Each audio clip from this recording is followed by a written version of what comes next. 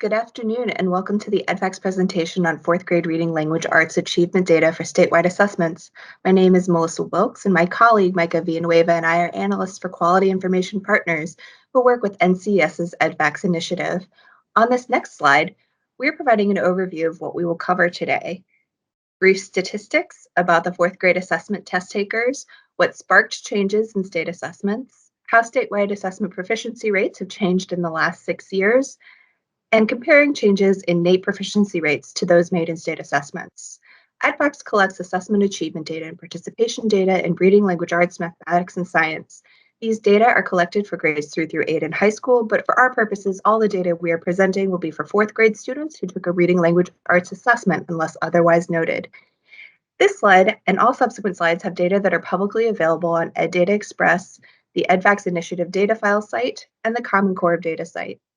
There were about 3.8 million fourth grade students enrolled in public schools in school year 18-19. For context, there were about 50.7 million pre-K through grade 12 public school students enrolled that year. About 3.7 million of those students participated in a reading language arts assessment, and the demographic information is shown in this table. As you'll see, about 14.6% of the fourth grade test takers were reported as students with disabilities, about 15.2% were English learners, and about 55.3% were economically disadvantaged students. The number of students enrolled is larger than the number of valid test takers, and this can be due to a number of reasons, including the time at which each of these counts is collected, the number of students who did not participate due to medical exemption, and the number of students whose parents optioned to not have their children assessed in the 10 or so states where parental opt-out policies exist. On the next slide, you'll see how many fourth graders took a regular assessment versus those who took an alternate assessment. Data that follows includes fourth graders who took either regular or alternate assessments. But as you'll see, the number of students taking the alternate assessment is about 1.3% of the total number of fourth graders taking assessments. That percentage is, of course, higher for students with disabilities, as 8.8% of those students took an alternate assessment. On the next slide, we very briefly want to mention that what sparked these changes in assessments was the adoption of the Common Core standards by most states. And now I will turn it over to my colleague, Micah. Thank you, Melissa. Some quick facts before we begin. The department began collecting metadata about state assessments in school year 2013-14, including name and type of assessment, performance levels, and proficiency benchmarks. We utilized this metadata to inform our analysis, as you will see on the following slides. Some challenges in using this metadata were: not every state adopted an assessment that has the name of their consortium, such as Smarter Balance or PARC, in the title. And recently, some states have begun to adopt hybrid assessments that incorporate question banks into state-designed assessments. For the purposes of this analysis, we only looked at changes to fourth grade regular assessments that affected comparability from school year 14-15 to school year 18-19. While the majority of these changes were due to adoption and implementation of new assessments, these also included changes in collection, standards, and scoring, among others. Note that if multiple changes were made in 1 year, those were coded as one change for that year. These are based on self-reported data to the Department of Education, and they do not include Alabama, North Carolina, or Utah, as they did not field test in school year 13-14, choosing instead to adopt a new assessment in school year 13-14. For your information, here are the states that field tested in school year 13-14. The results of our analysis are as follows. First, most states saw a large decline in proficiency rates after the initial adoption of new regular assessments in school year 14-15. Secondly, in school year 18-19, proficiency rates for states that adopted a new regular assessment in school year 14-15 remain lower than proficiency rates prior to school year 14-15.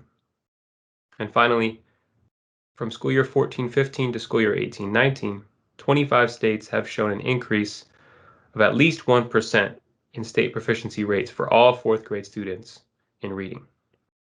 Note that although this does include students who took alternate assessments with alternate accommodations, as you saw earlier, this is roughly equivalent to only 1.3% of the total test takers in fourth grade.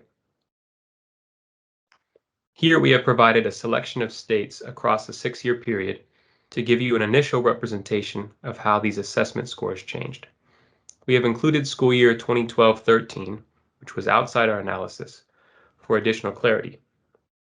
As you can see, there has been a dramatic change in the proficiency rates. In the subsequent slides, we show a graphical representation of how nearly all state assessment results mirror the rates shown for this subset. Note, these proficiency rates are from SEA level EdFacts data for all fourth grade valid test takers.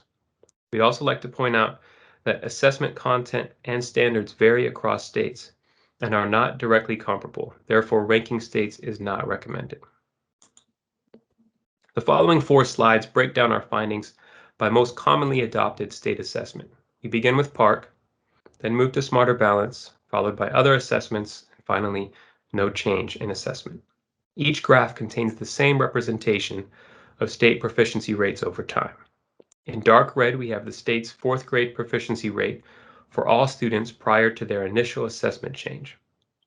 In yellow, we have the state's rate the year of their adoption of a new assessment. And finally, in gray, we have the state's proficiency rate in school year 2018-19, the latest year of available data. Here we have Smarter Balance.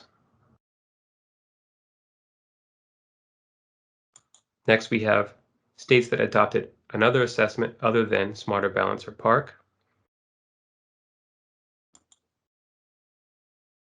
And note that these slides will be available for you following this presentation. And finally, we have those states who had no change in their assessments. These states did not adopt a new assessment in the time period we looked at. They also did not report any change to EdFacts that would impact their assessment comparability. Note that these numbers are based on self-reported metadata and do not include unreported changes SEAs may have made. Following our look at state assessments over time, we also compared NAEP proficiency rates over the same time period. Our findings were as follows. First, changes in NAEP scores over this same time period did not show corresponding changes in statewide assessment scores. And of the 25 states mentioned earlier that showed growth in state assessment proficiency rates across the time period we looked at, only 8 of those states also increased their NAEP proficiency rate by 1% or more. There were 2 additional states that showed increases in NAEP scores over this time period, but did not show gains on their state assessments. While our analysis did not look at statistical correlations between NAEP and state assessments, we would like to point you to the NAEP mapping study that was done in 2017 exploring that topic. The links to that study are provided at the end of this presentation. Here we've ordered states by largest percentage point increase on the NAEP between school year 14-15 and school year 18-19. Note that although NAEP is comparable between states and across years, we again do not advise comparing the state assessment results, although we have provided for context the numbers here by percentage point change across each student subgroup. Note that any category with NA reflects suppression due to data quality or privacy protection concerns. Here we have the same information again, but alongside the data for children with disabilities and English learners. Here we have states ranked in order of largest percentage point decrease in students scoring at or above proficient on the NAEP reading exam from school year 14-15 to school year 18-19. The student subgroups have not changed from the previous slide. And again, we have the same data alongside state assessment results for children with disabilities and English learners. All sources used for this analysis are readily available online in our public use data as mentioned earlier. We've provided the links here along with the NAEP mapping study. Thank you for your time, and we look forward to hearing your questions.